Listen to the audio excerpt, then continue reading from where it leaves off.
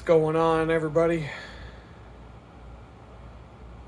It's your boy Adam, and just got back about 5 minutes ago from a 76.7 mile bike ride. That's right, you heard it. 76.7 miles. I wish I could say why. Didn't turn out the way I wanted it to. It was definitely some beautiful countryside, and it was. I can talk about it a little more, but it was. I went out of Houston all the way to out there. Stayed within the boundary limits of my probation, but those boundaries are far. But yeah, I went to check something out, and this area was really nice. It was a nice ride overall. Overall, not without its problems though. So what did I learn that I can talk about? It was a good experience to back up my claims of how people behave in the different strata of society, the inner city versus the suburbs versus rural America and the countryside. A couple of weeks ago, I had to go into Houston, and like I told you, there was a magic line that I crossed. I'm pretty sure there's this term I keep hearing, inside the loop, and there's two loops, two beltway roads around Houston. There's an outer one and an inner one. When I crossed that outer loop and was inside the loop, so to speak, people behaved completely different on the roads. No horn honking. Once, I got horn honked once by an asshole in a pickup truck, but people were chill. People weren't aggressive. They're just going about their business. Nobody being like out of their way, being friendly, but city life. As soon as you go outside the loop, everybody's an aggressive, horn honking, obnoxious piece of shit. So it's no different today, except I was going the opposite direction. I was going northeast generally, and I had to take the 45 access road about 10 miles north. There are a couple of places where I could get off and take the back streets, but I would always have to come back to it. It's just, I went someplace that was like 38 miles away. And once again, in Houston, when you have to go from point A to B and it's 38 miles away, guess how many options there are to get from here to there? One. Only one. That's it. It's the only way you can go. So, let's see. I went right past the bike shop that I need to stop at because I have an issue with my shoes. And I just wanted to stop in but I was on my way out that direction, and I knew things were gonna, I gave myself way more time than I needed to get there because I knew you have to plan for unexpected things, and unexpected things definitely went down. And so I didn't stop at the bike shop. And the problem with the bike shop, it's in a really bad location. It's on Route 45 on the access road going north. Coming back, I have to take the access road going south. You're talking about 12 or more lanes of traffic between me and the bike shop, and absolutely no way to get across. So the only way to get to the bike shop would have been to go about 3 miles south of the bike shop, turn around and take the north access road, go to the bike shop, then go about a mile north, turn around and go back south again. And I didn't By the time this whole day was over, wasn't going to happen. There's no way it was going to happen. I went right past, I could see the bike shop across all 12 lanes of traffic, but there was no way for me to get over there, and I was like, some other day. So that was the first thing. I skipped the bike shop. I should have stopped, but it's probably good that I didn't.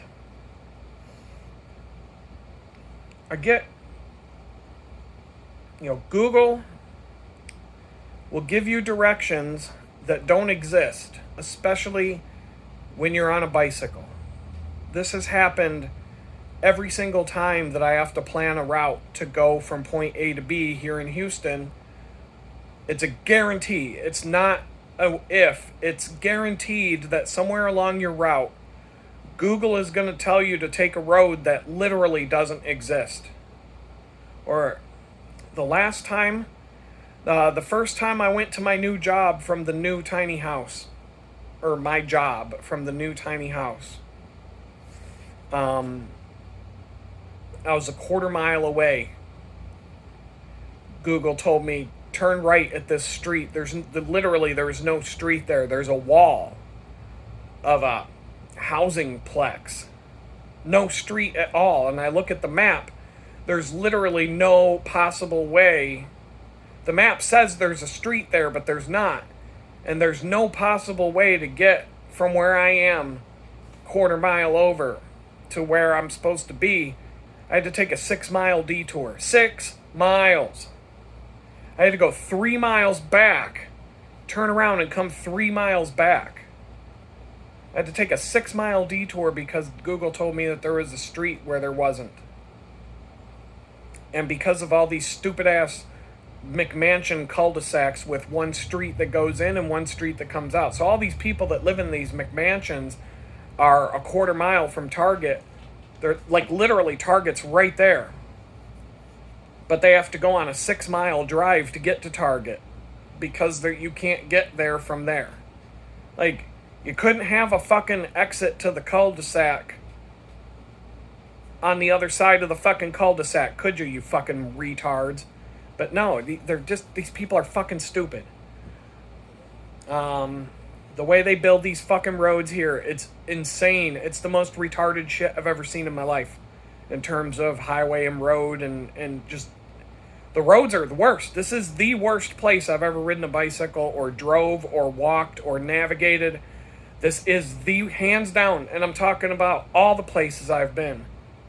Houston is leaps and bounds above and beyond the worst I've ever seen in my life in terms of bad places to drive, bicycle, walk, or get around. Never seen anything this fucking retarded. I've got this awful... I'm a wreck. I look exactly how I feel. But anyway, I'm going through this once again. Google takes me through this cul-de-sac neighborhood. One of these rich asshole McMansion neighborhoods as a way to cut through to get from where I am to where I need to be without going out of my way. Google tells me to take a left turn and there's no road. It's literally a sand trail.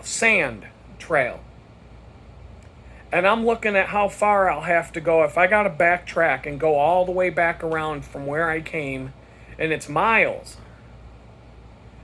And so this sand trail looks like it goes the direction I need to go, so I'm like, fuck it, let's take it. And now I'm like walking in ankle deep sand. You can't ride the bike in it. I am like this close to the most incredible nervous breakdown I've had since the day I got out of prison. Like, I'm literally like, I'm ready to hang it up almost. Like, I am like completely beside myself. Lost out in the middle of the fucking woods on this sand trail that's supposed to be a fucking road. And then I come to a ravine, like a river that I can't cross. And I'm like, what the fuck?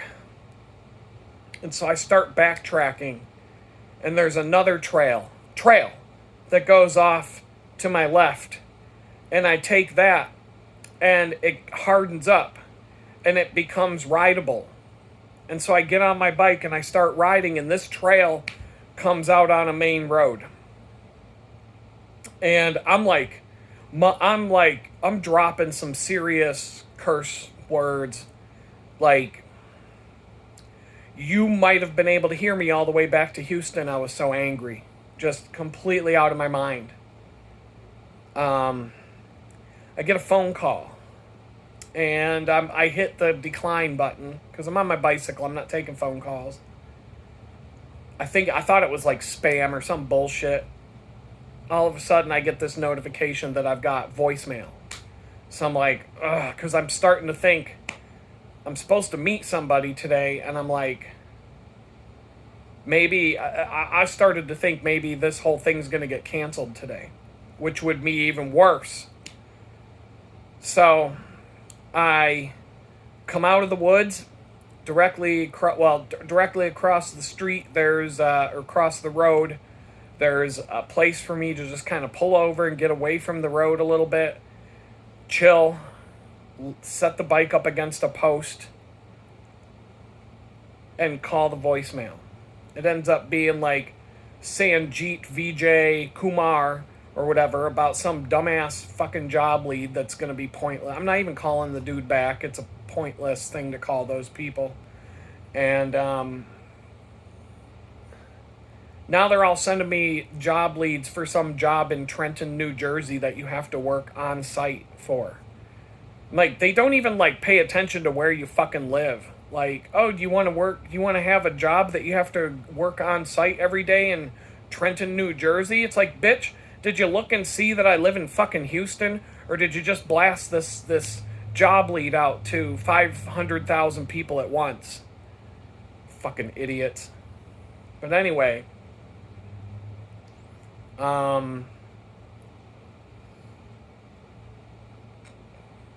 I get the voicemail and I'm like, oh, I was actually happy because I'm like, oh, that's nothing. That's like getting a spam call. I deleted it. And then I got a drink of water and I said a little prayer because I needed Jesus to come cool my head. And it worked. It was weird because that must have been the turning point of the ride, because the rest of the ride to get to my destination was all country roads. Like quiet, peaceful country roads. The road that I was currently on had a little bit of traffic. I made one turn and boom. I'm in like quiet country roads. Like, country road, take me home. Mountain Mama. But, a Texas version of that. Way out there. And I'm like, man, this is some peace and quiet. This is nice. Exactly what I said would happen when you were on the country roads. A few people honked at me and I looked over and they were like, hey, like waving as they went by, giving me the thumbs up, like being all friendly.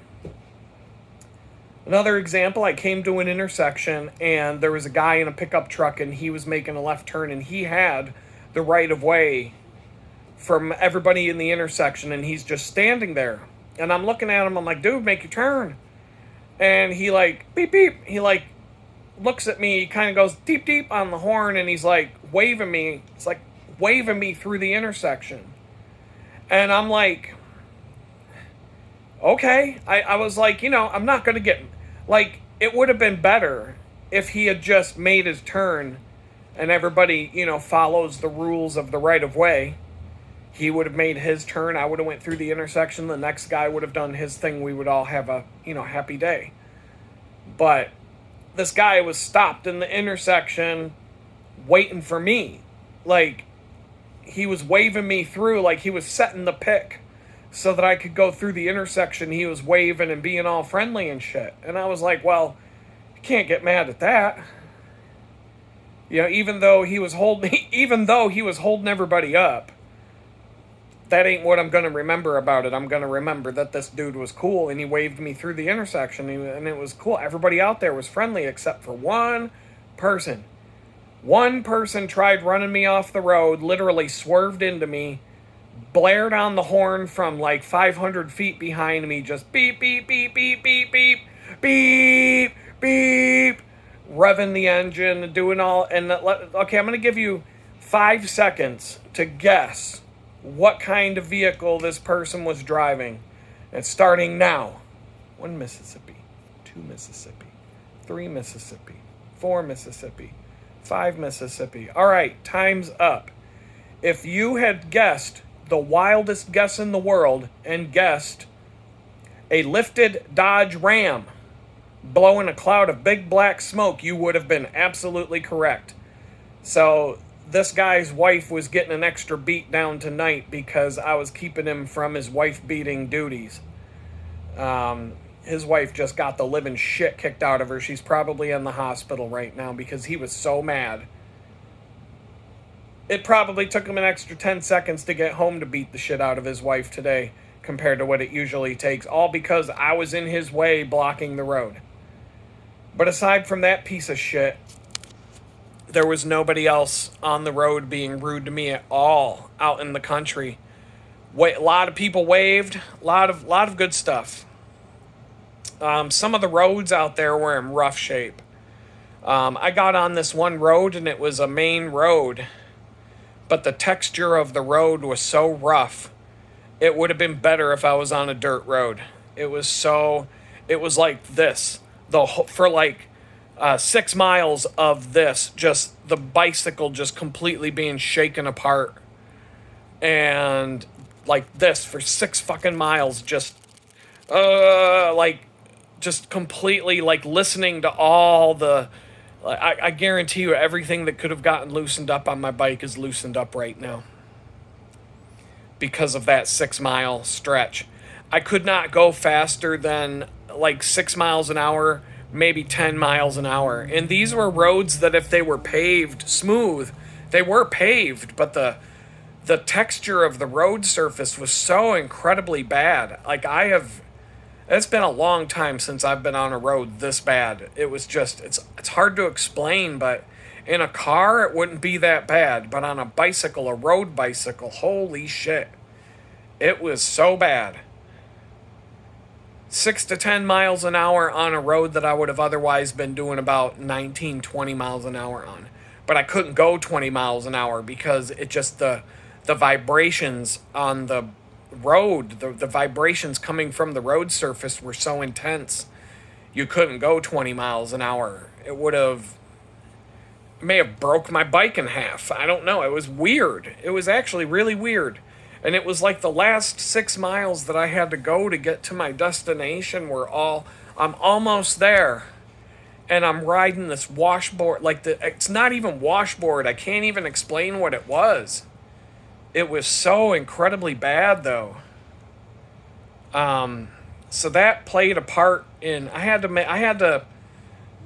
There's some things I had to check out there, and it makes me not want to go back out there. The roads and some other things. But it was a nice ride. It was nice to see different things. I decided on the way back, I was hungry, and there was a place to eat out there. But I decided to suck it up and ride all the way back till I was about 13, 15 miles from home. And I had it in my head the whole day. I'm like, I want some Chipotle. I want those, they've got these really good teas and lemonades and stuff. And all I kept thinking about was that all day long. And so on my way back, I knew that there was an area with a big grocery store and some restaurants, and like there was McDonald's and shit like that. And I'm coming into that area, and I'm like a mile away from that area. And I'm like, I wonder if there's a Chipotle there. And I type it into Google Maps, and boom, there's a Chipotle right there. And it's the closest thing from me. Like out of all the places to eat, and where I was, it was the closest thing for me to get to out of the whole strip. of food joints. And I'm like, yes, yes. I got this giant burrito. And I probably drank 2 giant glasses of their agua berry fresco or whatever it is. These tractor teas. You can't. I wish you could buy these drinks in stores, or at least I wish you could make them yourself. But I don't know. The teas that they have at Chipotle right now are off the chain. I love these things. So I had 2 giant. I got the biggest drink cup because I didn't want to have to get back up over and over again to go fill it. So I just got a large, and I drank like 2 or 3 of those. I was so thirsty. And then I filled both of my water bottles, got back on the bike, and came home. I was planning on stopping at the bike shop, which was only 3 miles away from Chipotle, but it didn't work out because logistically I just couldn't get there. I literally couldn't get there without having to put an extra 3, 4, 5, 6, or no, 3, 6, 7, 8, 9. It would have been like an extra 9 miles just to be able to stop at the bike shop, even though the bike shop was literally right there. But all the extra riding, it's hard to explain unless you see it. The roads are so fucking retarded that even though I'm right next door to the bike shop, I would have had to go on an extra 9-mile ride just to be able to stop at the bike shop. But it was like right there, I could see it.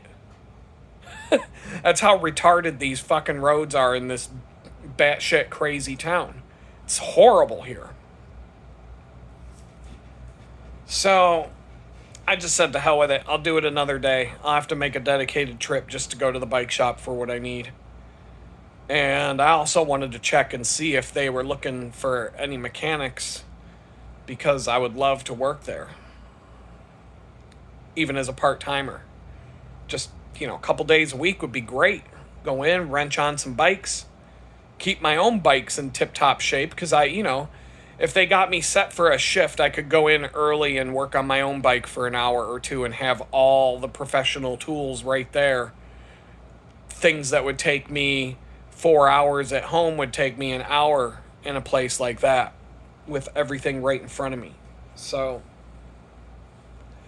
whenever I ever worked in a bike shop, my bikes were always tip-top tuned, like tip-top shape, always tuned, perfectly tuned. So there's that. I get to go, but I did get a good ride today. The weather couldn't have been better. It was like 80, like low 80s, bright, sunny, no clouds in the sky. Humidity was like in the low 20s, like 23% or something like that. It was salty. My backpack, my shirt, all my clothing are covered in salt. It looks like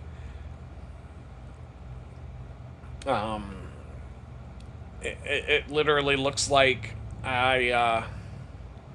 it's all covered in salt, which is what happens when you go out on something like that and you're sweating all day long, and you're sweating out all your electrolytes, which is why I wanted those teas so bad at Chipotle, because they're going to have extra. It's not just water. They're going to have all those electrolytes put back in me. It's got what plants crave, they say. And what people crave, too. And, but yeah, I got back. I left today at 11:30. And I got back to the tiny house. And in the tiny house at 7 o'clock. And that includes stopping at Chipotle to chow and have a bunch of tea to drink. So it's like 7 hours of biking time. Well, yeah, like 7 hours of, Yeah, 7 hours of biking time to go 76.7 miles. So that's not horrible.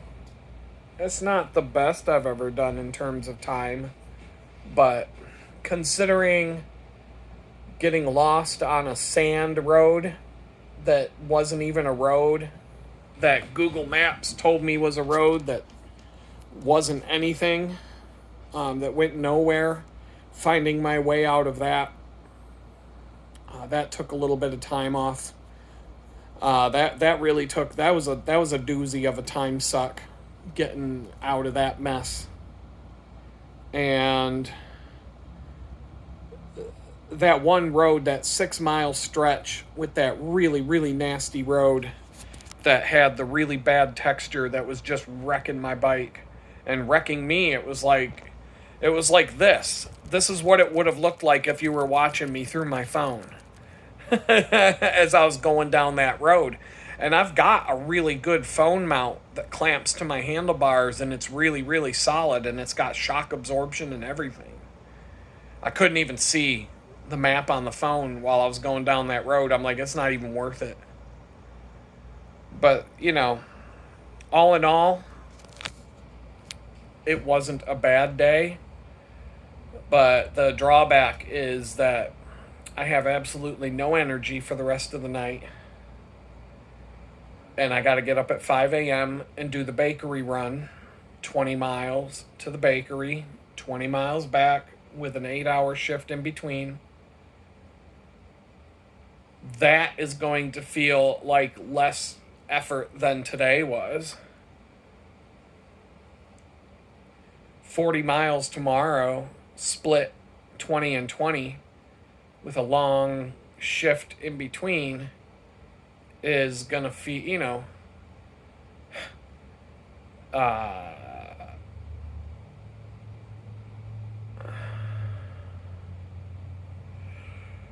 it's like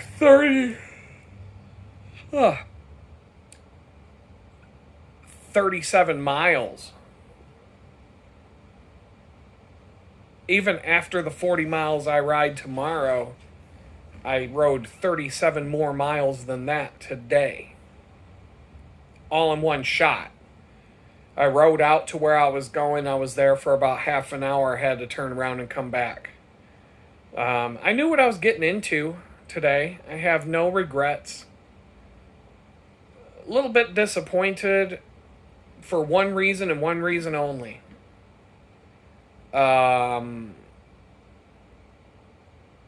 This would have been a really cool thing if it wasn't for just one thing. It would have been a really cool experience. But it still was a good experience. I met some cool people.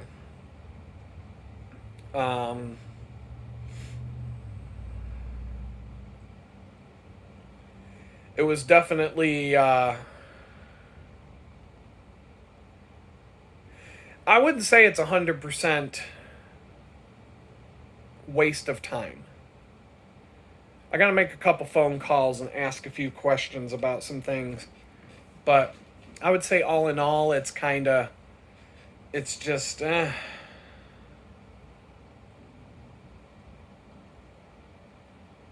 wish I could really get into the details of this. I will at some point. I will say, remember when I went on that long ass bike ride and I couldn't talk about it, and yeah.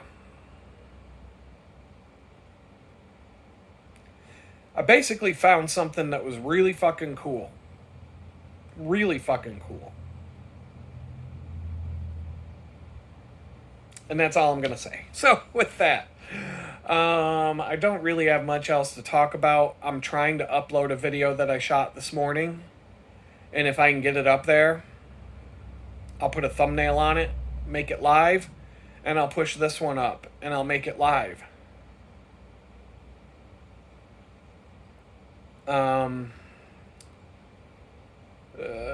Tomorrow they're supposed to fix. I have no idea what's going on out there. Getting sick of some stuff. But anyway, tomorrow they're supposed to fix the water again. I'm thinking about I can go take a hot shower right now, maybe, unless the propane tank out there explodes or whatever. You know, that's a possibility based on how it's all rigged together right now. But there's a chance I could take a hot shower, and I'm definitely gonna do that because I'm covered in salt. Like, I got so much salt on me right now that if I were to scrape it all off, I could put it in a salt shaker and not have to get salt at the grocery store for 10 months. I got so much salt on me right now that if I went swimming in the ocean, the salt content of the ocean would rise. um, I got so much salt on me right now that if I were to die, my body would be preserved for 20 years without rotting because my clothes are soaked and my whole body's just covered in salt. So I gotta wash that off, and I don't even have the energy to shave. I really don't. But I gotta chill. I gotta drink. I gotta get rehydrated and get ready for this thing tomorrow. It's a little after 7 o'clock right now. It's 7:30 right now. No energy at all for the rest of the night from me. But just gave you guys the update. I'm just gonna do these little daily updates for a while and see if there's anything in them. But I'm going to try and upload them directly from the phone because I've got a backlog of about a week's worth of updates that may never get uploaded to YouTube at this point because things just got a little out of control. And so I'm just going to pick up from here and move forward and talk about some things. And, you know, hopefully the next time you see me, I'm a little more, you know, presentable. I got to get my hair cut. And I might do that there's a chance I could do that on Sunday. If it's not Sunday, it'll be Tuesday. So I'll be looking pretty sharp again pretty soon, but bear with me. Peace out. That's pretty interesting. I found a way to light it up a little bit if I want to shoot a video in the dark. That's kind of that's different. So yeah, I'm chilling. Finally got the video to upload that I recorded this morning.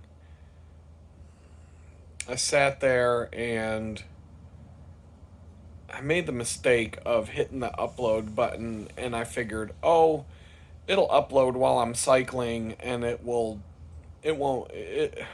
no. Even though I had like full strength 5G at many, many points along this ride, it just kept getting stuck. And it took the entire time of the bike ride plus about a couple hours after I got home to finish uploading. And oh, it's just exhausting. But it's not the end of the world or anything like that. It's just these videos. I'm so exhausted, I can't even wrap my head around everything that's going on right now. I was never as tired as I am right now when I was homeless. I was frustrated, but exhausted to the level I am right now is not even close. I got to get up in 6 hours. I'm trying to watch House of David. Yes, I have an Amazon account, but I'd have to watch commercials if there's another way to watch it. So, without commercials. And sometimes it takes a little longer to get access to it.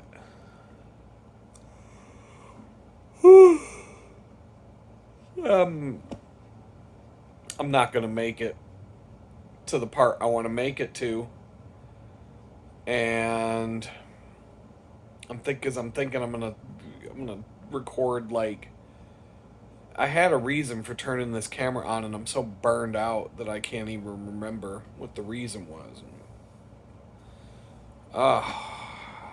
Just it was in response to a comment. Oh, in your patience, you will tame your soul, or something like that. Somebody said something like that in a comment. And the worst part of my day today was when Google gave there was this is yeah, I'll talk about this. So this is the worst part of my day today. Keep in mind, I'm 18 miles into a 36-mile trip,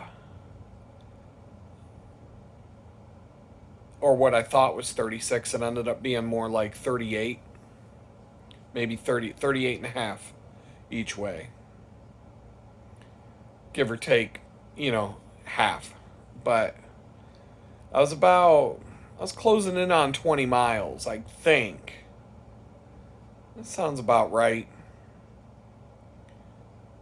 Maybe a little, but anyway, Google throws me there's no road here when there's supposed to be a road according to Google routine. And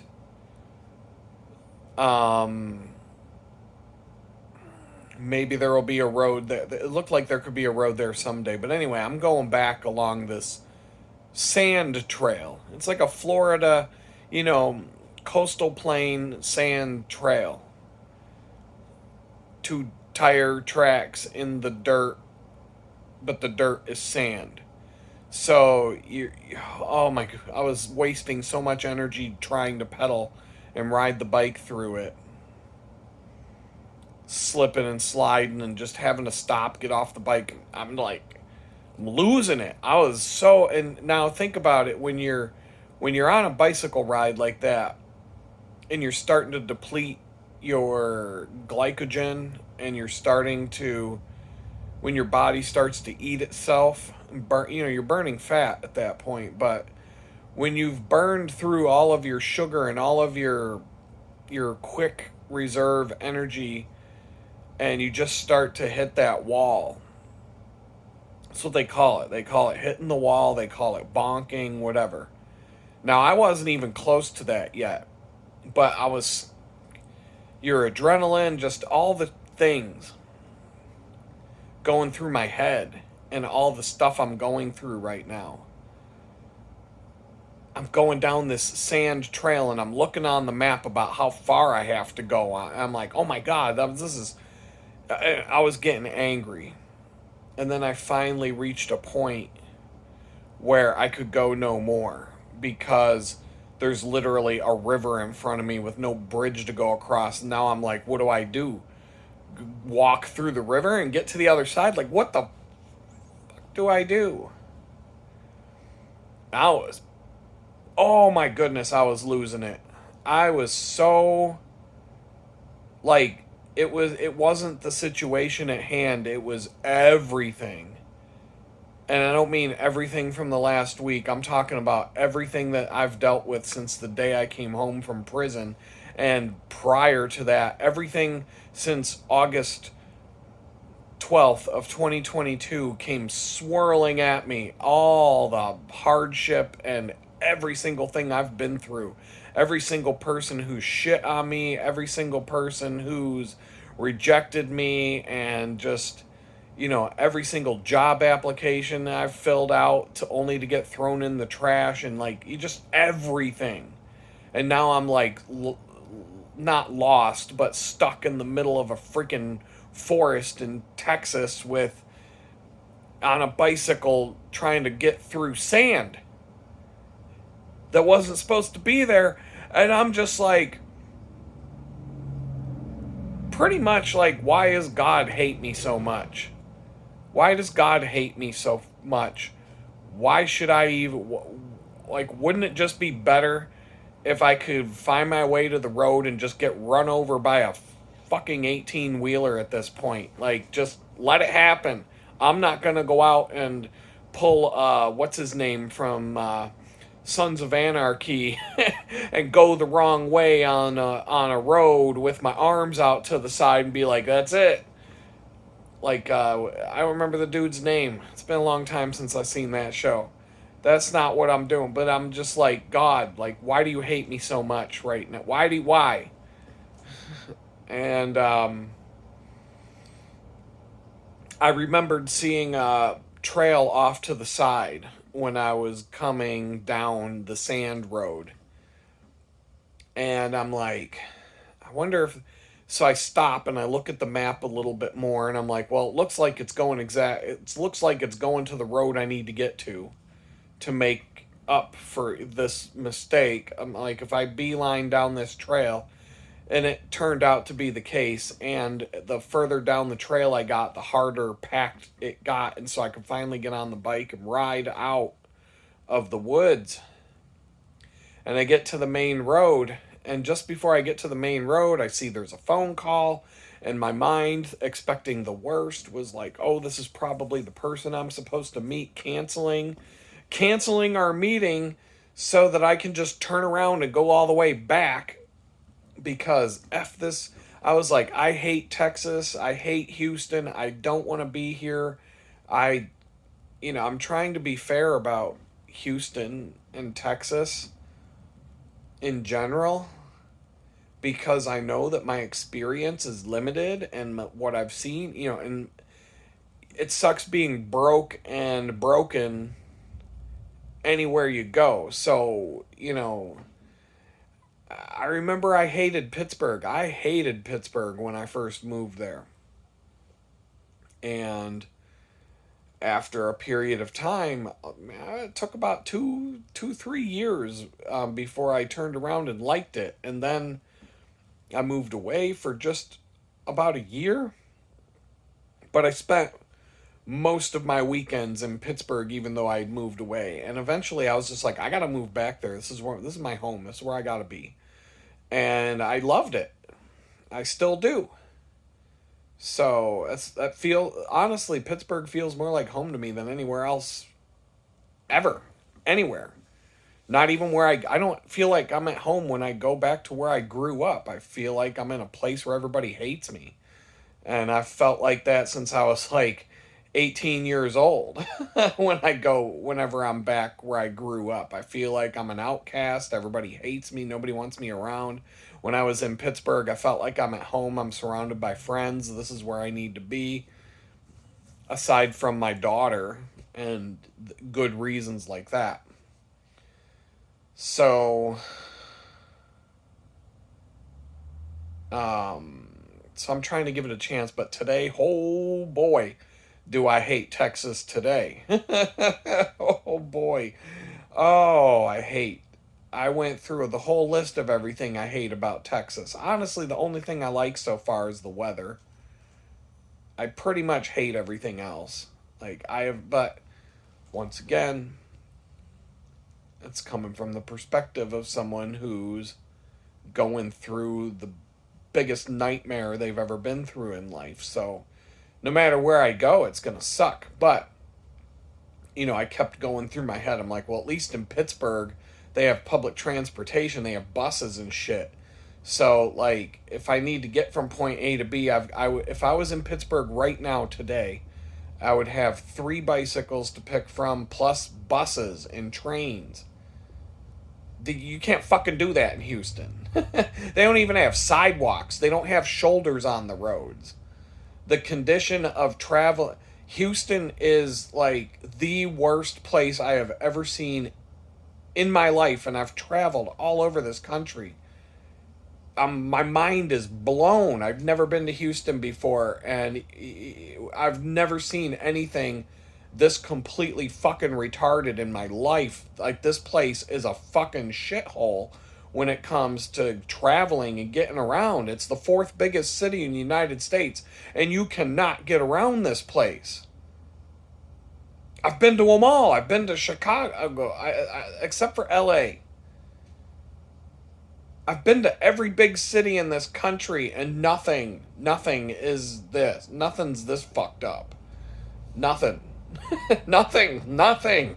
I've not. But name it in the comments. Tell me a place that's more fucked up to drive around, walk around, bike around, public transit around, Uber around, however the fuck you get around. Name a place that's worse than Houston. There's not. There's not. There can't be. Maybe there's something I missed. Maybe there's a city I haven't been to that's got this place beat. I thought for a long time Pittsburgh is the craziest place to get around. It's not easy. It's very confusing. Especially if you've never been there before. Good luck. But, because it's not a grid. But in Pittsburgh, the topography, the terrain is the reason. The rivers, the streams, the creeks, the 500-foot elevation difference between the peaks and the highs and lows all over the place. It's not mountains, it's river valleys, and it's the Allegheny Plateau. So you can be on the south side of Pittsburgh looking at the city on a cliff that's 500 feet above the city. And you're looking at downtown Pittsburgh, which is like a mile or two away, and it looks like you're looking down on it, and it's right there. And yet you're in a neighborhood on top of the cliff, and then you go down the hill, and there's another neighborhood down there, and it's crazy. It's a hard place to drive around, but to cross the rivers, even when you're out in the middle of nowhere, you don't really have to go more than 10 miles to find a bridge. Here in Houston, fuck man, I had to go across this crazy ass bridge today, and the only other places to cross this fucking river are, well, on a bicycle, I don't even fucking know, because some of the bridges are major interstates and you can't just ride a bicycle on there.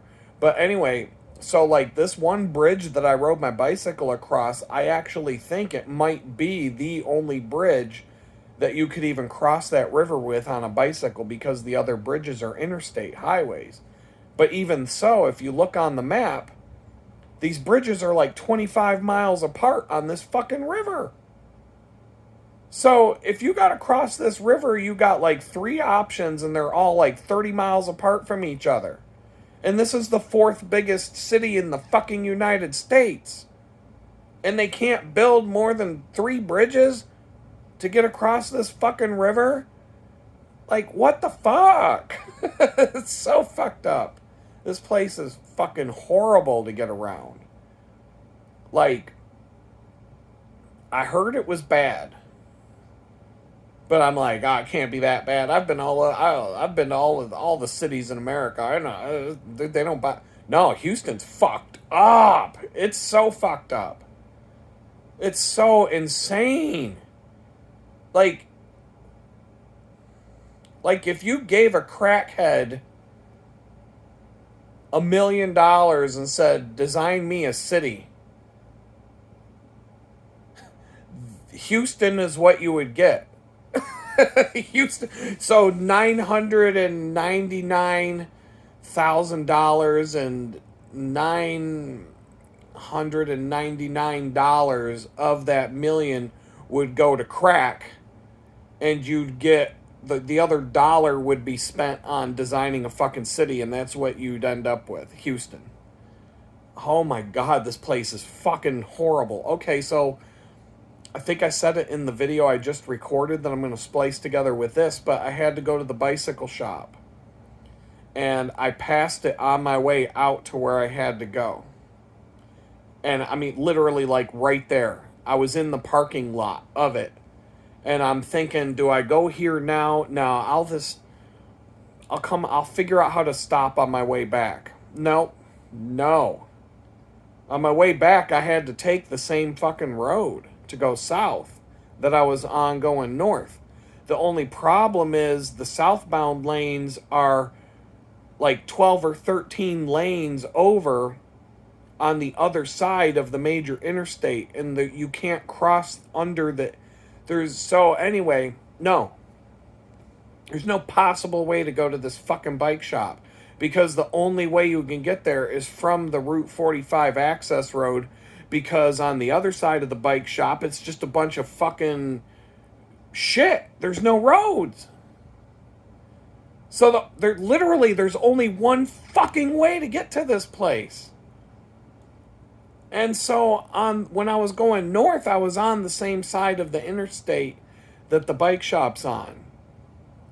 But on my way back, there's absolutely no chance of getting on.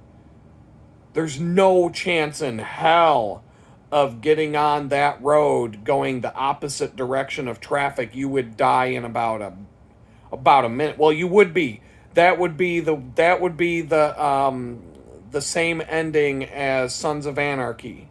If I got on the 45 access road that's on the side of the highway there and went the opposite direction of traffic, about 30 seconds later, that would be the end of Sons of Anarchy. Sons of Adam, gone. Right there. Ran the fuck over. That would be a suicide mission.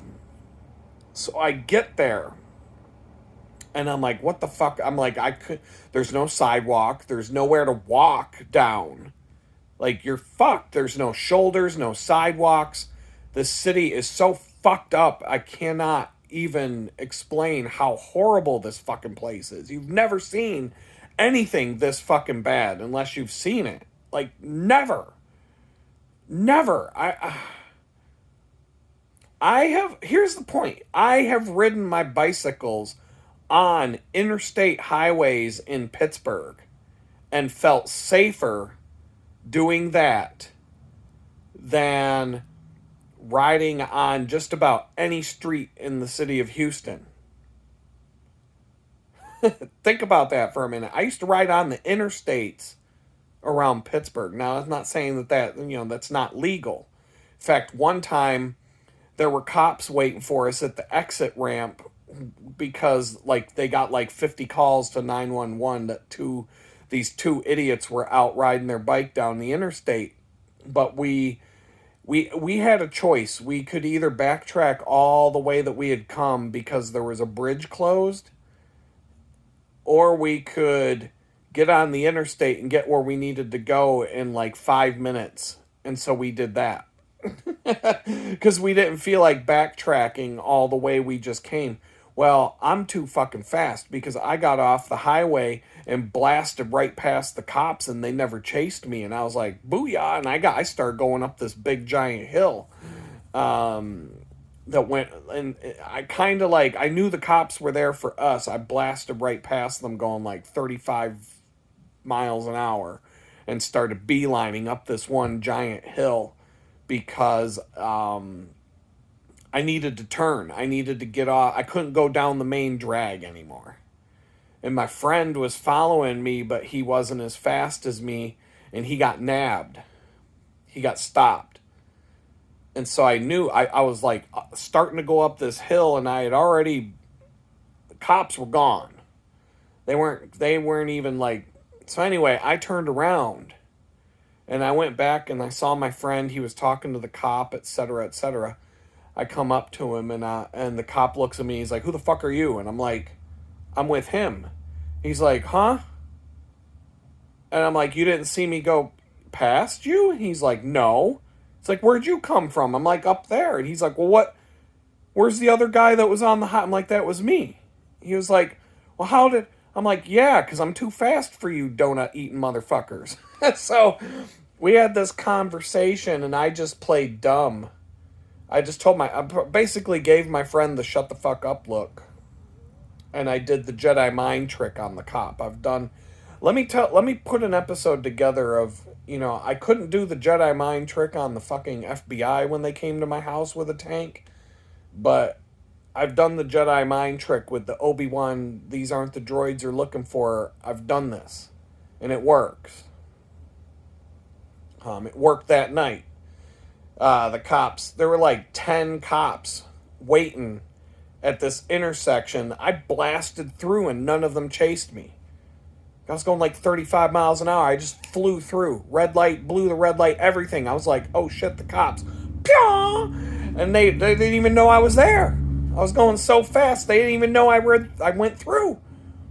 My friend's behind me. He couldn't keep up with me. They got him. They're like, you pull over. And then they're like, where's the other one? Where's the other one? I come back.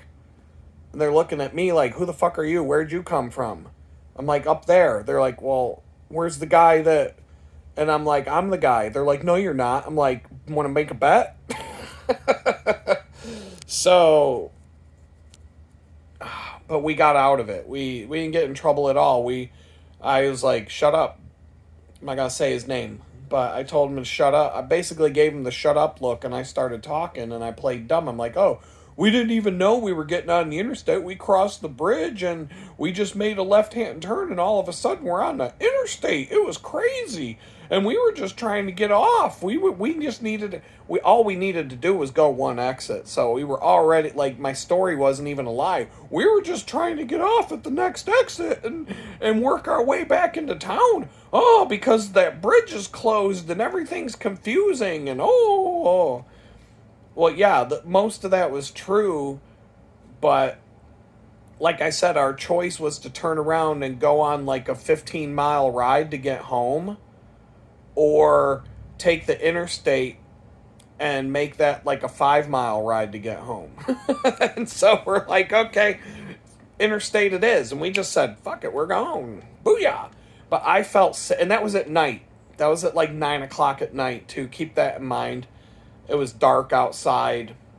There were on-ramps before we got to the off-ramp, so we had to split the lane on an interstate. We had to let oncoming traffic merge, and like, so we had to split the lane. And then get over after each on-ramp joined and merged. So it wasn't the smartest thing we've ever done, but that was 100 times safer than riding on any street in the city of Houston. Guaranteed. I would ride the interstates around Pittsburgh any day of the week versus riding regular streets in Houston. That's how fucked up this place is. So, my choice was, I had to go, when I got to 45, I had to go north on 45 instead of south where the bike shop was, and look for one of these U-turn things. So I had to cross 4 lanes of traffic, 4 lanes of holy shit, everybody's going 80 miles an hour in a drunken fucking road rage, psychopathic temper tantrum shit. I had to move 4 lanes over, get into the U-turn lane, go under Route 45 on this U-turn lane that takes you to the southbound lanes of the access road for 45. This access road is on both sides of the highway, so in order to enter or exit the highway, you first get on the access road, then you look for a ramp that takes you to the highway itself. And then the ramps coming off the highway merge with the access road, then the access road takes you wherever. Then you got to find, your intersection or whatever from the access. This shit is fucking crazy. It's all it is. That's all I'm gonna. That's the bottom line. So I had to do this U-turn and get into the southbound lanes of the 45 access road and take that. And then now I'm looking across all 12, 15 fucking lanes of traffic over at the bicycle shop that I wanted to go to, but it's like way over there.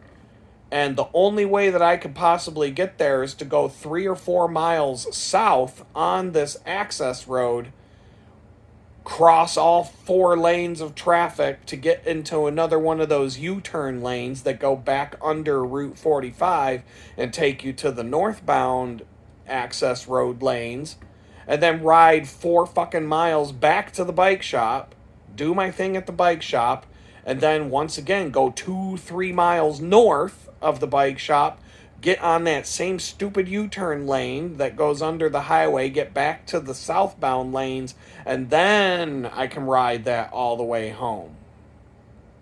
So that would have been 3 miles down, turn around 3 miles back. So now we're at 6 miles.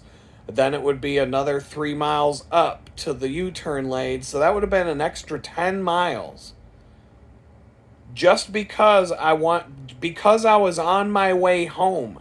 And the bike shop is right fucking there. I'm looking at it. I'm literally looking at it.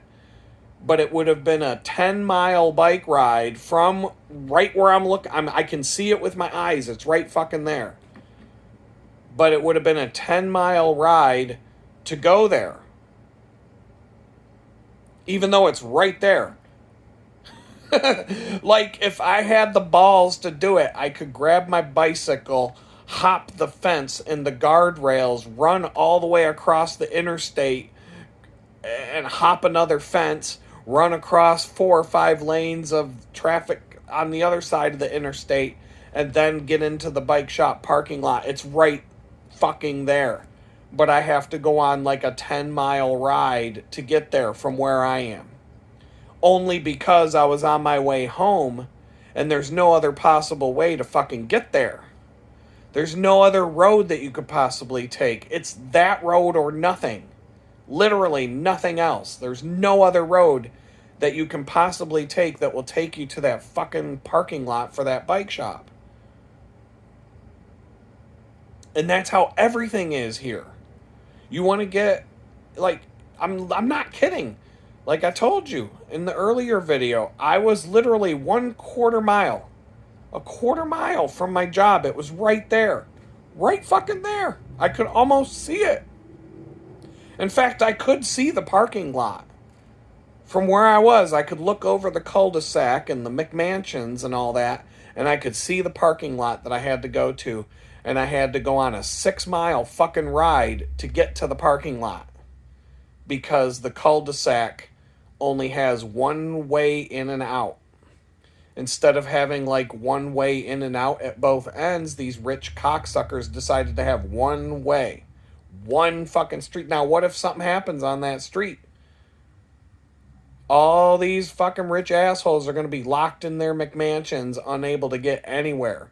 If one thing happens on that one street where my friend lives, he lives on he lives in this cul-de-sac. And it's at the end of this really skinny road with one lane in each direction with no shoulders. Like, there's literally no room for cars to pass you when you're on a bicycle or walking at all. So they have to wait, and then they get mad. But it's literally like, you've got his cul-de-sac, another cul-de-sac, another cul-de-sac, plus this main road that goes back there is full of all these ranches and mansions. And there's literally no other possible way you can possibly get back there. And if you count the number of people that live back on this road, I'm telling you, there could 50,000 people live back there. There's thousands of houses back there. Thousands. There's like 1, 2, 3, 4 like cul-de-sac communities that are full of houses, hundreds of houses each, plus all the houses on this road, and you've got like 50,000 people trapped by a skinny little road that has one lane in each direction. And that road floods. If one day there was a car accident on that road and every single person back in that area was trapped. They couldn't go pick up their kids from school. They had hundreds of kids stranded at school because the parents couldn't go get their fucking kids. Why? Because there was an accident on the road. And the road was closed. So all the kids are at school. All the parents are on the other side of the accident. Nobody can fucking go anywhere. Bad weather comes. That road got flooded. Everybody's trapped. Like, you will never, ever, ever see me. I will never live someplace where I'm trapped like that. Ever. Ever. Especially after, like, seeing it. The only exception to that rule would be, like if I lived in the mountains or something and there's one road that goes from the town up the mountain valley up to where my, go fuck yourself sign is at the end of a dirt trail with a chain going across to keep the trespassers out. And that's the only exception to that rule. I'd be willing to put up with that to have my mountain retreat if there's only one road that gets back there. And, it's like North Carolina. If it gets washed out, it gets washed out. That's the chance you took. But if I'm going to live in a city, the fourth biggest fucking city in the United States, and I live in a neighborhood with 50,000 other people, and the only way that I can leave my street is one fucking street. I get to the end of the cul-de-sac, I gotta turn right, because if I turn left, it's a dead end. And when I turn right, now I'm on a 2-lane road, 1 lane in each direction, with no shoulders, barely wide enough for 2 cars to pass each other when they're going the opposite direction of each other. And you've got 50 to 100,000 people living back in that neighborhood, all depending on that one skinny little road. And then, there's a car accident on the road. You got 100,000 people stranded in their fucking neighborhood. They can't go to the grocery store. Who comes up with this retarded shit? Seriously. I'm telling you, Houston said to a crackhead, they picked up some fucking crackhead in the ghetto and they said, here's $10 million. Design us a city. And he spent $9,999,000, $999 on crack. And he spent $1 designing the fucking city, and this is what we got. So I'm just going to leave it at that, because this is all, I got to go to bed. And now I'm going to watch some more House of David, because I'm all like, ah! So, anyway, peace out. Alright, I'm not going to peace out just yet. I forgot, before I went on that whole Houston sucks tirade, that the worst part of my day was when I was trapped back in the woods on that sand trail and all this stuff was going through my head. And I guess I veered away from that story and went on this whole thing about the crackhead who designed Houston and forgot about that, which was the whole reason I turned on the video camera. And so the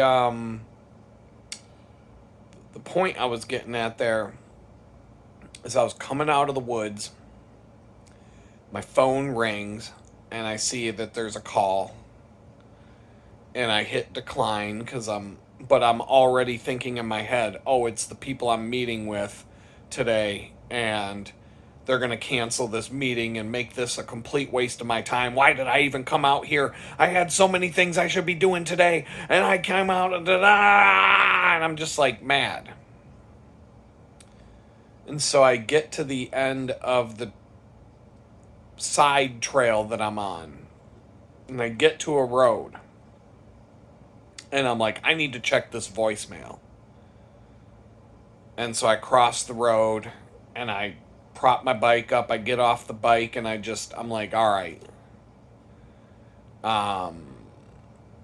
Check the voicemail. It's, Ranjit VJ Shwamahari, or whatever the fuck his name is, calling me about some bullshit job in New Jersey where I've got to be on site every day. Fucking dingbat didn't even look up the fact that I live in Houston. And I'm like, why are you calling me for this? But whatever, I just deleted the message because I won't respond to these people at all.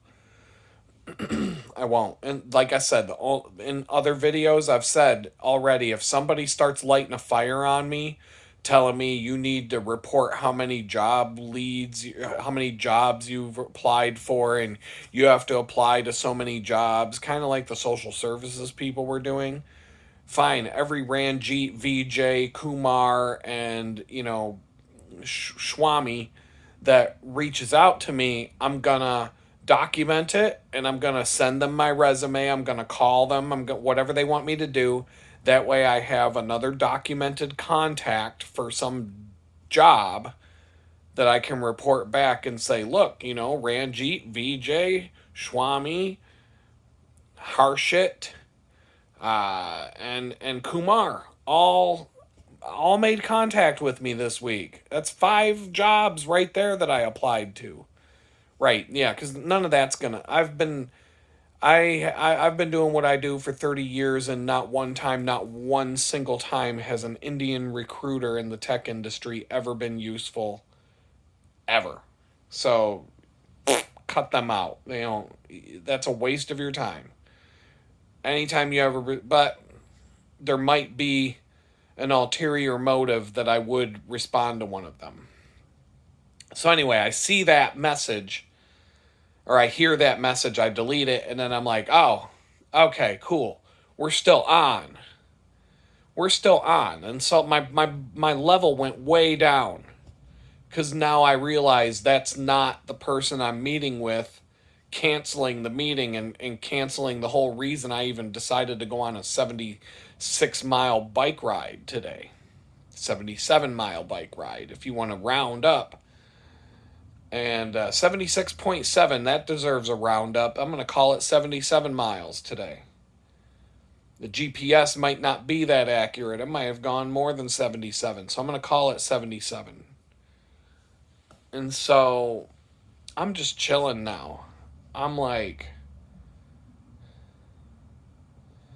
finally, I'm just like taking a deep breath. I'm relaxing.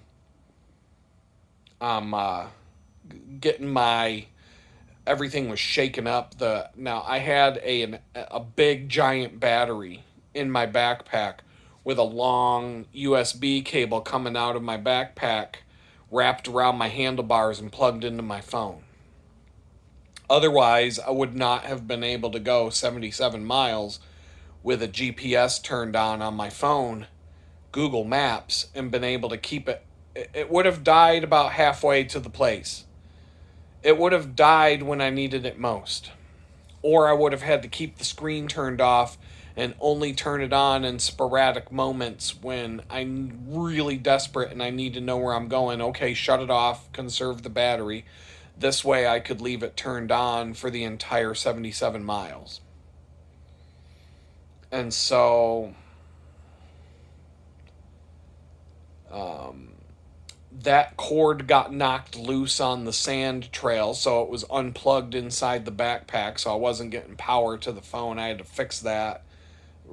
Just kind of get everything all figured out. And then I stopped and I'm like, all right, God, I'm gonna like, I want to thank you for all the things.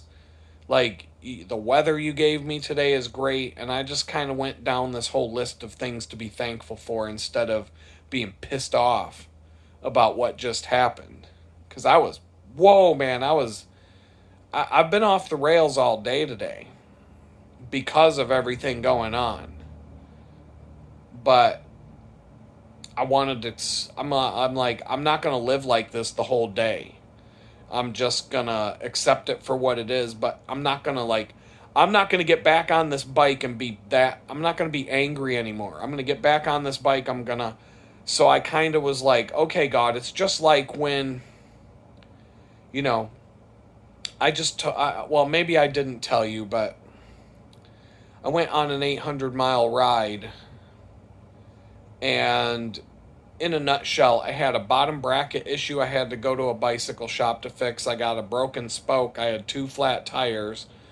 And those are just 4 of the problems that that happened on that 800-mile ride that I can remember. Oh, and my brake pads wore down to the point where it was metal grinding against metal on my rims. And it just happened to be Sunday and there was no bicycle shops open where I could get new brake pads. So I had to that was a bit of an interesting ride, let me tell you that.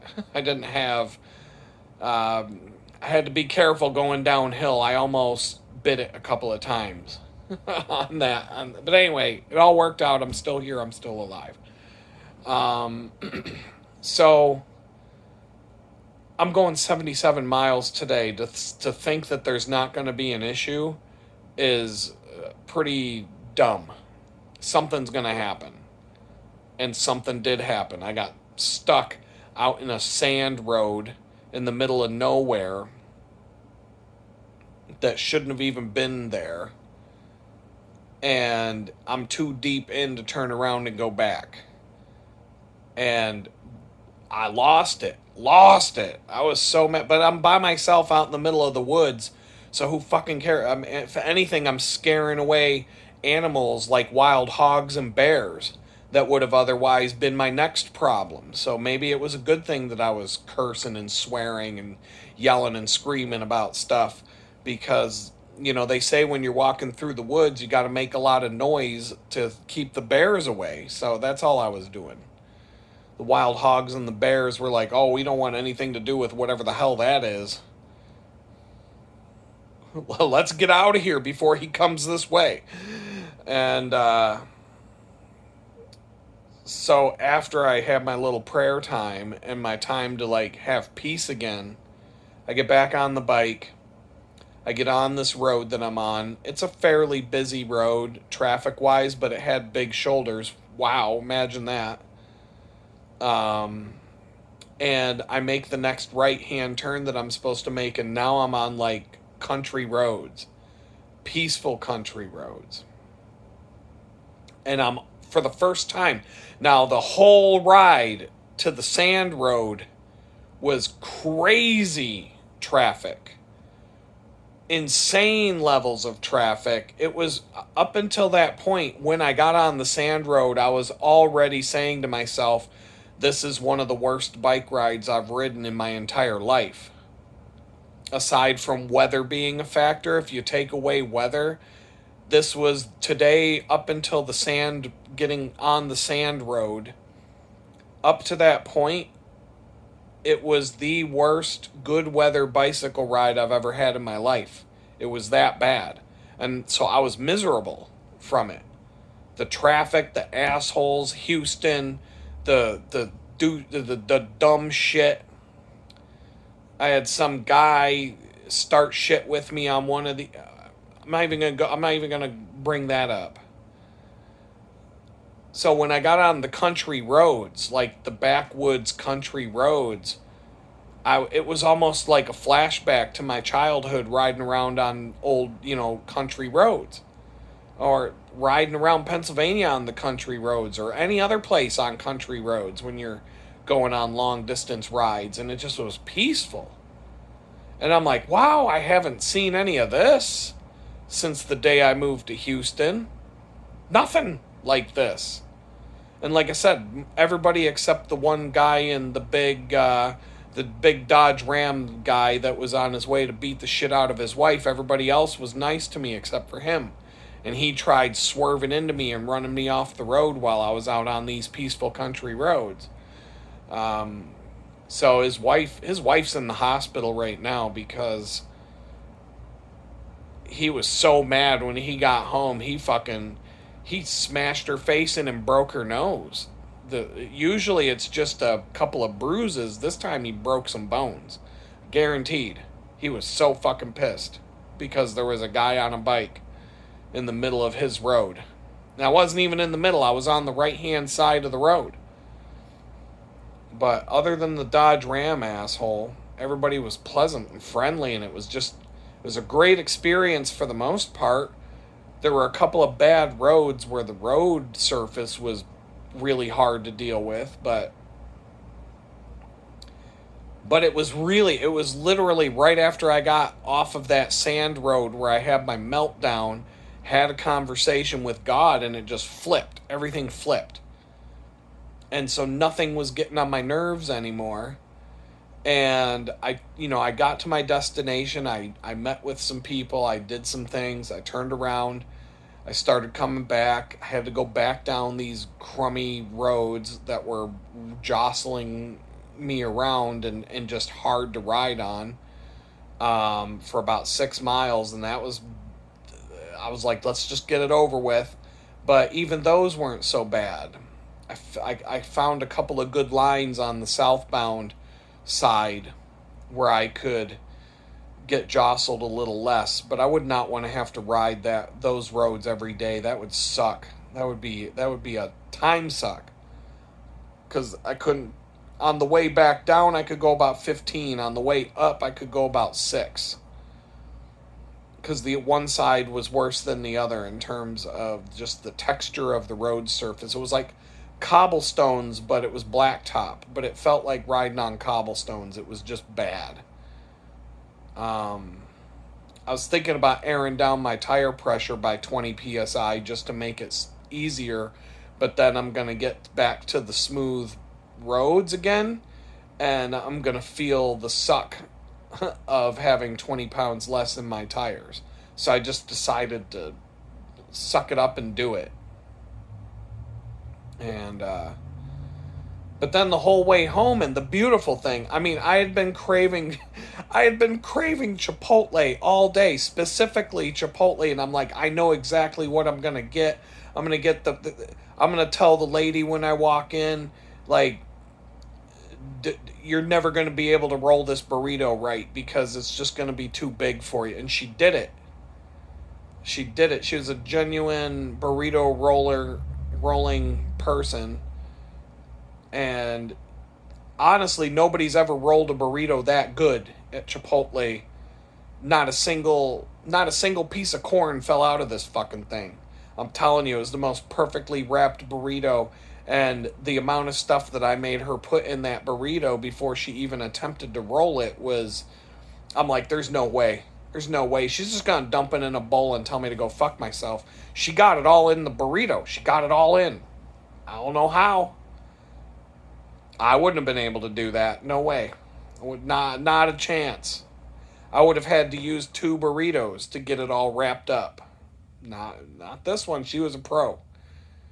But I couldn't believe my eyes because I literally came out of the middle of nowhere where there's nothing for, let me think, I was 13 miles from home, so 13, 23, 33. I was like 20. There was literally nothing you could possibly stop and eat except a gas station for like 25 miles. And the very first thing that popped up, I was so hungry.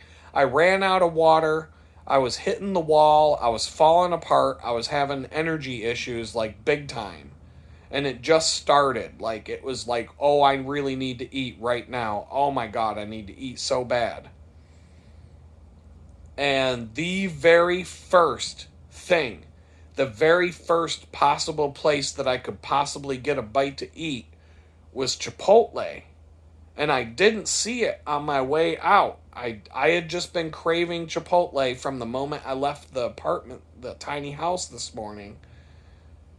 I never even noticed it when I went by it this morning. I didn't know it was there. I was craving it so bad that I'm like, this looks like the kind of area that might have a Chipotle when I was heading back towards that part of town. And when I looked it up on Google Maps, I typed it in and I'm like, you gotta be kidding me. It's right there. Right there. And it was the first place I could get food. Like a real meal. And I'm like, you gotta be kidding. This is like fate. And it was almost like God's reward for toughing it out instead of quitting when the going got tough. I wanted to quit and just say, to hell with it, I'm going home. This was a mistake, blah, blah, blah, wah, wah, wah. And I just, and then I got right with God. I got back on the bike. I'm like, let's just do this. And everything went better from that moment forward. It was just chill the whole day. Everything, there were other problems. I had problems with the music. It's not, the speakers that I have on my bike aren't meant for going out for 5 hours on a bike ride. They're meant for going on a commute. So after like 2, one of the speakers died because it ran out of battery power. So, little things like that. And the fact that I couldn't stop at the bike shop, that kind of got under my skin a little. But at the same time, I got home sooner. And I was really, even though I got a good meal and I drank, I got all rehydrated, I was completely amped up. And I did push my meal. I figured if I ate my meal out where I was, there was it was like a gas station / diner thing. I don't even know, just some hillbilly shit. And I'm like, no, I don't think, I'm not in the mood for some hillbilly dive. I gotta eat. I wanted a burrito. That's what I wanted. I wanted Chipotle. I was in my head. I'm like, I want Chipotle. I want Chipotle. And I was craving it. And I'm like, I'm going to go back to that neighborhood where I thought there might be a Chipotle. And even if there's not, I'm going to eat there. So I'm going to eat something there. Because I'm not going to be able to go another mile without food by the time I get there. And that was true. I couldn't go. There was a grocery store there, and if anything, I would have went in the grocery store and just got a bunch of food and ate in the parking lot. So, but there was McDonald's, Burger King, all that garbage, and thank God I didn't have to eat that. If there was a Chipotle somewhere around where I live right now, oh man, it would be over. There would never be a Burger King bag coming in this place. So, anyway, it's kind of like an analogy of life. When things get really, really crazy, don't give up, because right around the corner, things might get good. And for the most part, I really wanted to quit after the sand road. I was like, I don't even want to go. I just want to turn around and go home. I'm sick of this. I was so miserable, because up till then it was a horrible, horrible bike ride. But from that moment on, when I pulled over, it was almost like God called me on the phone and forced me to pull over and take the message. And then, it was Ranjit or whatever. I'd been like, oh, whatever, I don't. But it forced me to pull over to the side of the road and get off my bike and chill for a minute. And it was just that's all I needed was, I had to get off the bike. I had to take the helmet off. I had to just take a drink of water and just stop and take a deep breath. And then I'm like, all right, God, we're going to have a little talk here. And everything, everything went better from that moment forward. Exponentially better. The whole day was great after that. For the it really was. Even the bike shop thing didn't get on my nerves like I just made it seem. It just blows my mind how retarded things are here in Houston. And Joe Rogan even said on his podcast the other day that we're all allowed to say retarded now again. The whole prohibition against the word retarded has been lifted, and we can say that now. So I'm hoping that some of the other words come back, but retarded is green light. You got a green light on that. You can say that whenever you want now. Because people know you're not talking about handicapped people when you call somebody retarded. Like the person who designed the city of Houston is a fucking retard. That doesn't mean he's handicapped or in a fucking wheelchair or whatever. He just means he's a fucking retard.